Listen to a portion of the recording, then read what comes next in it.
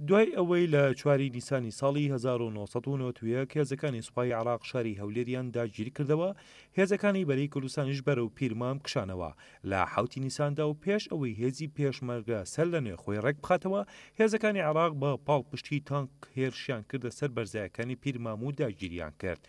لەوێشەوە پێشڕەویان کرد بەرەو دەربەندی کۆڕێ و بۆ گرتنی دەربەندەکە، بەڵام هێزەکانی عراق لە دەربەندەکە کەوتنە بۆسە و ژمارەیەکی زۆر سەربازیان لێکوژرا. تانچێک و 2 زرێپۆش کەوتنە دەستی هێزی پێشمەرگە، بەڵام بەهۆی ئەوەی لە کاتی شەڕەکەدا لە کار کەوتبوون سووتێنران.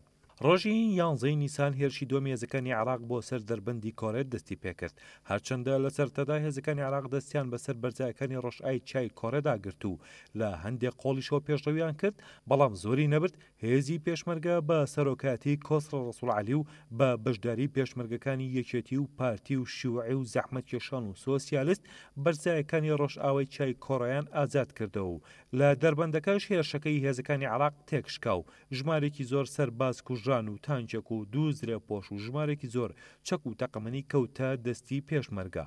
سەرکەوتنی ئەو داستانەش بە خوێنی 11 شەهید نووسرایەوە کە 9 شەهیدیان پێشمەرگەی یەکێتی نیشتیمانی کوردستان بوون.